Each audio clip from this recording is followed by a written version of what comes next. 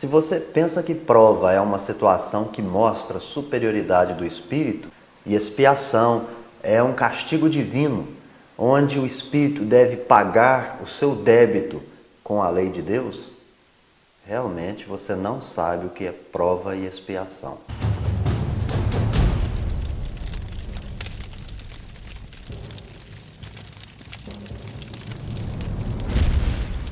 Olá pessoal, sejam bem-vindos. Eu sou o Beto Ramos, vocês estão no canal Revelare, um lugar onde nós falamos tudo de Espiritismo. Você é novo por aqui, já se inscreva, deixa a sua opinião em um comentário e nos ajude a espalhar o bem e a paz na Terra.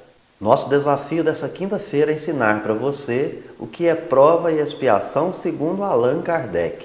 Na Revista Espírita de 1858, Allan Kardec fala sobre a progressão dos espíritos, dizendo que eles progridem numa marcha natural e as encarnações, todas, são meios de depuração. Nós vamos encontrar esse ensinamento no mês de fevereiro de 1858. Como você já sabe, é o primeiro ano da edição da Revista Espírita. E nela, Allan Kardec explica que à medida que os espíritos progridem, vão adquirindo qualidades que lhe faltam, experiências e também conhecimentos. No mês de outubro de 1858, na edição da Revista Espírita, Allan Kardec vai enfatizar: todos os problemas da vida são, ao mesmo tempo, provas e expiação. É que a doutrina espírita admite o livre-arbítrio, mas um livre-arbítrio em toda a sua plenitude. Conforme o ensino dos espíritos, essa plenitude do livre-arbítrio quer dizer autonomia, isto é, a faculdade que o espírito tem de se melhorar. A reforma não vem do exterior para o interior, a reforma acontece intimamente. É uma escolha individual. Portanto, não existem demônios, o que existem espíritos muito maus, aliás. E esses espíritos é aqueles que ainda não escolheram a melhora interior. E na edição da Revista Espírita, do mês de novembro de 1858, Allan Kardec continua abordando esse tema e vai dizer que as condições em que os espíritos se reencarnam dependem dele mesmo. Vale dizer, a forma como ele emprega o seu livre-arbítrio, as suas escolhas. O meu desafio é mostrar para você que fica comigo até o final desse vídeo que nós, os espíritas, dentro do movimento espírita, realmente não aprendemos o que é prova e expiação. Nós temos os nossos atavismos trazidos como espíritos de outras religiões e também temos as deturpações que foram feitas ao longo do tempo. Primeiro, porque, como você já sabe, a obra A Gênese foi realmente adulterada e era ali que continha a reunião dessas informações que vão traduzir para nós a moral que o Espiritismo ensina para os espíritas, para os adeptos do Espiritismo. A doutrina espírita, ela ensina uma moral totalmente diferente do que as outras vertentes religiosas já nos legaram no passado. Portanto, hoje eu trago para você essas informações e sempre recomendando: leia a Revista Espírita e todas as obras da codificação espírita na sua plenitude e no seu conjunto. Sem esse esforço, você não vai adquirir os conhecimentos que são necessários para, de certa forma, aceitar que Allan Kardec realmente tem total razão e que, diante da lei divina, nós realmente possuímos a plenitude do nosso livre-arbítrio. Não estamos submissos nem submetidos a nenhuma regra, a nenhuma vontade arbitrária. Principalmente, Deus não é uma figura arbitrária para nós. Pelo contrário, com Allan Kardec, nós vamos realmente aprender que Deus é Pai. Vamos ao nosso estudo de hoje. O Espiritismo vai nos ensinar, na obra A Gênese, que livre-arbítrio e senso moral são faculdades que o espírito desenvolve gradualmente, porque ele foi criado com nulidade moral. Ele foi criado simples e ignorante. Então, ele ainda não pode escolher plenamente. Ele ainda não tem essa faculdade que não se desenvolveu, porque ele não teve experiência, então ele não pode escolher o caminho da direita ou o caminho da esquerda. Enfim, o senso moral ainda também não está desenvolvido, ele não pode julgar certo, errado, justo, injusto, etc. Portanto, criado com nulidade moral, ele, à medida que progride, desenvolve essas faculdades.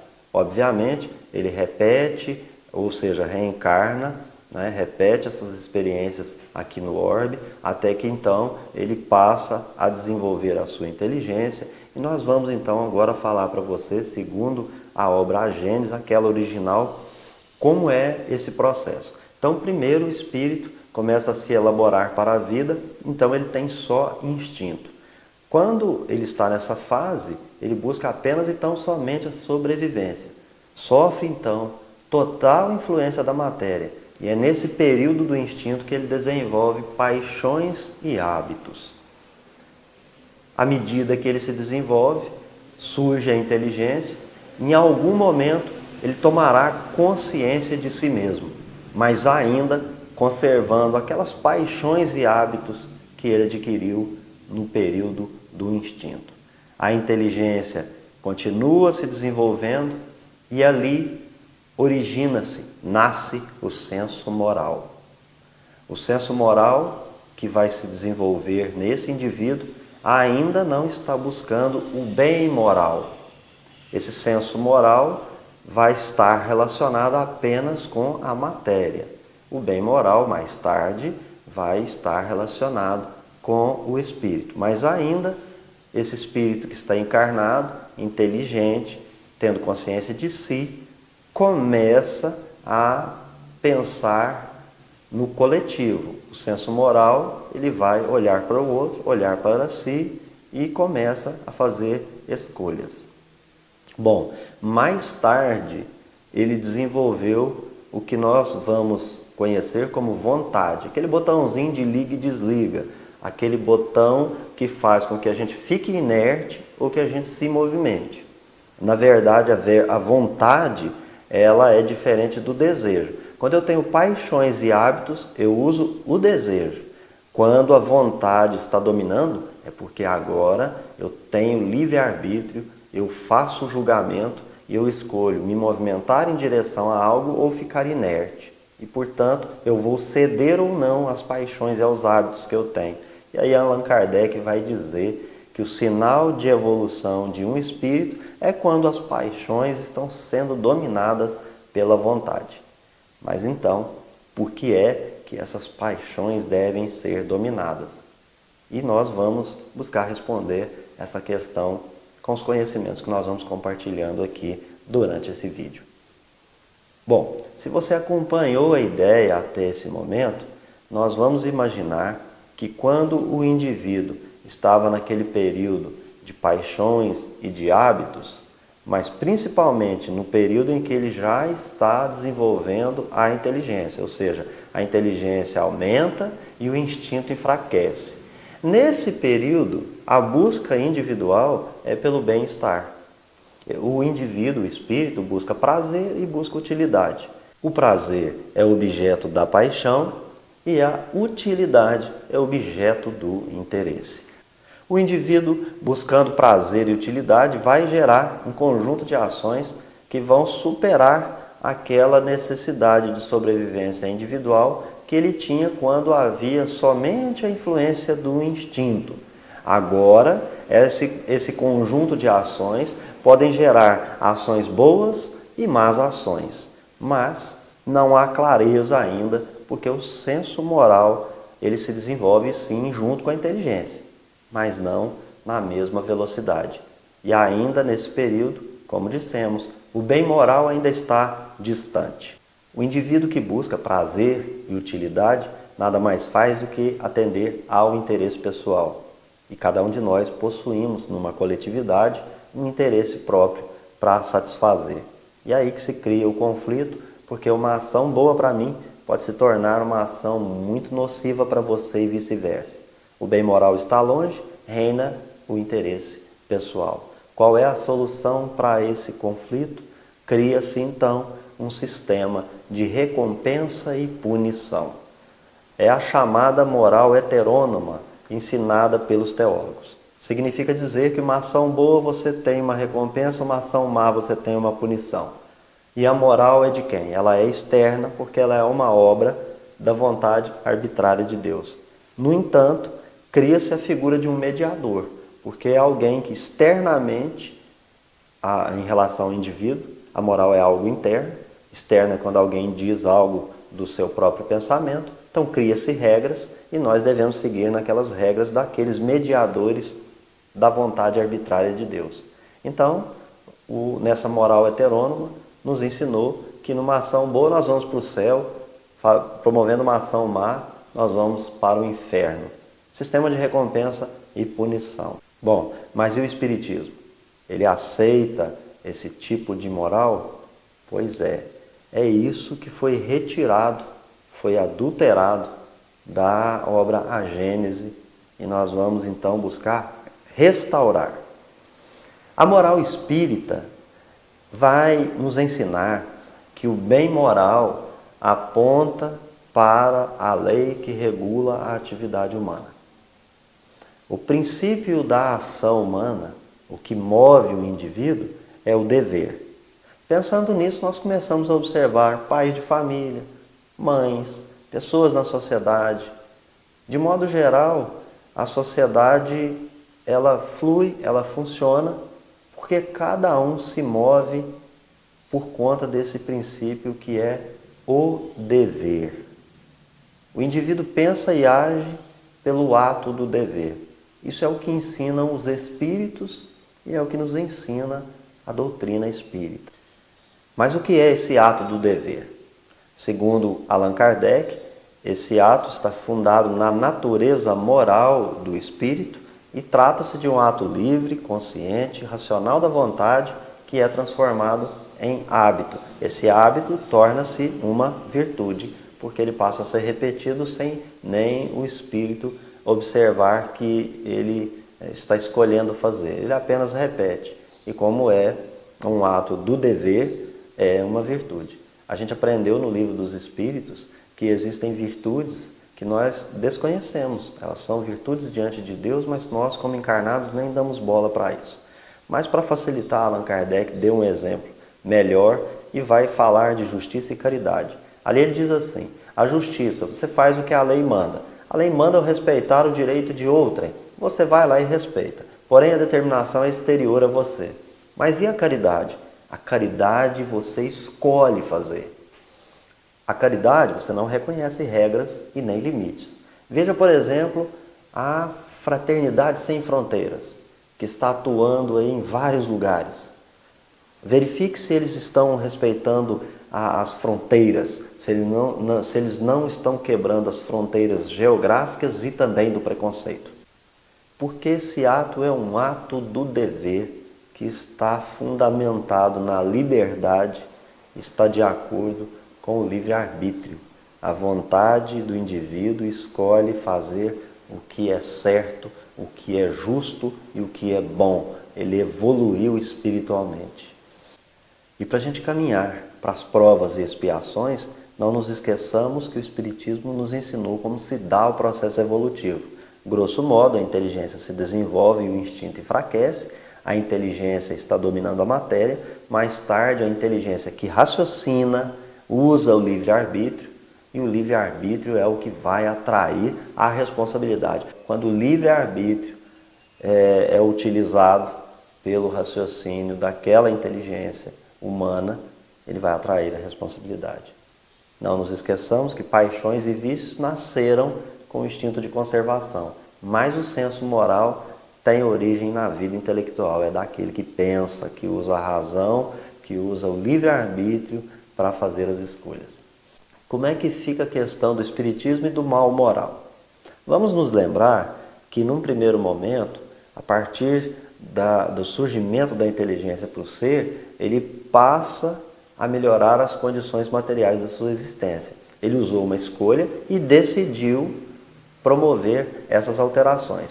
Na realidade, até então, ele experimentou o tédio daquelas condições insalubres, perigosas de uma existência material. Viver na caverna, no meio de animais, disputar o espaço. Então, ele criou as cidades, criou a segurança, o transporte, as casas, as habitações, enfim, toda uma infraestrutura e todo um conjunto de benefícios materiais para que ele pudesse ter uma condição de vida material que pudesse satisfazer aos seus interesses pessoais, mas dar uma existência digna para aquele ser, para aquela família, para aquela sociedade. Bom, até aí nós estamos falando em condições de uma existência material, mas agora esse indivíduo que está atraindo responsabilidade, ele estará encontrando com o mal moral. O mal moral, da mesma maneira que aquelas condições insalubres da vida material, vai se tornar um tédio para esse espírito. E esse espírito vai chegar a um ponto de não tolerar o próprio mal. Do mesmo modo que ele decidiu melhorar as condições materiais da sua existência, agora ele também vai decidir melhorar-se moralmente. E é somente a partir da decisão individual do espírito de se melhorar é que é possível se falar em provas e expiações. Antes não. Somente a partir do momento em que ele está utilizando a vontade, o seu livre-arbítrio em plenitude, atraindo as responsabilidades, agora nós vamos falar de provas e de expiações para esse espírito. E aí é que Kardec nos ensinará que prova e expiação são faces da mesma moeda.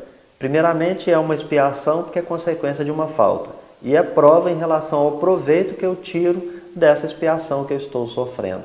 E segundo Allan Kardec enfatiza, todos os males da vida são consequências de faltas cometidas. E que uma das provas mais difíceis para o espírito é suportar a dúvida sobre a existência de Deus. E Allan Kardec ainda ensina que a causa dos males suportados pelo ser humano na Terra está nele mesmo, não está fora. Não resultam de virtudes, isto é, não teve uma queda de um anjo, não teve queda. É imperfeição. À medida que eu vou burilando essas imperfeições, eu vou me livrando dessas imperfeições, eu então não preciso mais espiar ou provar nada naquele sentido. E é assim que a gente vai agindo pelo dever e criando hábitos, esses hábitos são virtudes. E na conclusão do ensino de Allan Kardec, ele vai deixar um resumo sobre provas e expiações, dizendo que certas situações da vida têm mais particularmente o caráter de prova, enquanto outras têm de modo incontestável do castigo, mas que todo castigo pode servir de prova. E agora, a parte importante para a gente saber por que a vontade tem que controlar a paixão, foi aquela pergunta inicial. O caráter essencial da expiação não está em ser imposta. Nós aprendemos lá no início que foi nos ensinado a moral heterônoma, daquele sistema de punição e recompensa, em que nós tínhamos que ser bom porque é isso que Deus quer de nós, né? Como se nós não tivéssemos autonomia de escolha. Não. Um espírito, isso de acordo com Allan Kardec, um espírito pode escolher ou solicitar uma existência terrena que o leve a reparar seus erros passados. Mas ele também vai dizer, todavia, se a expiação for imposta, não será por isto menos justa.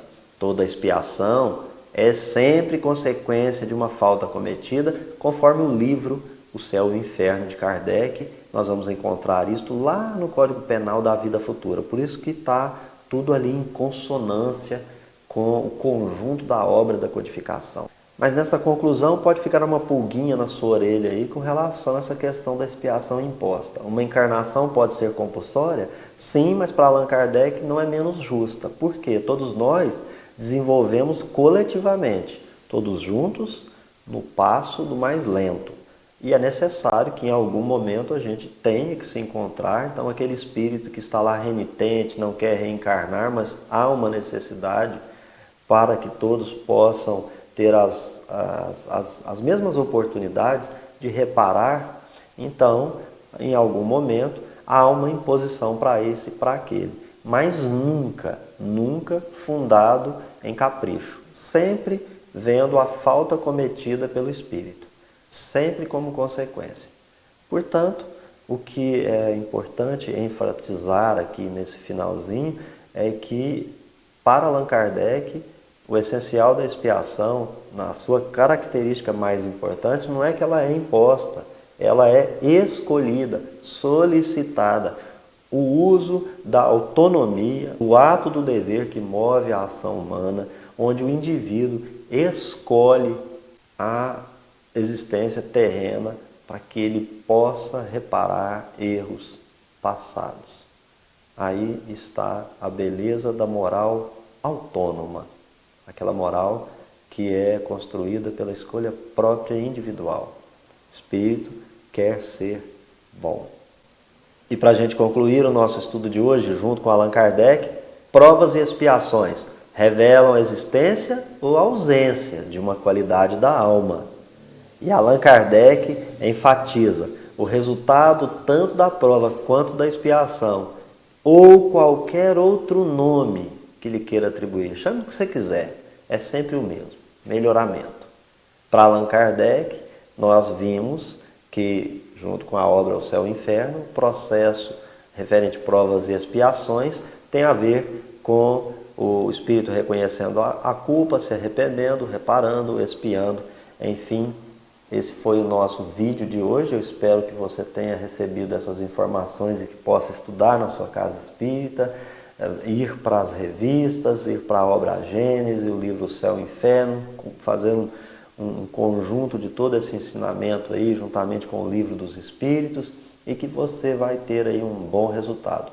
Fique com Deus, até o próximo encontro. Um abraço.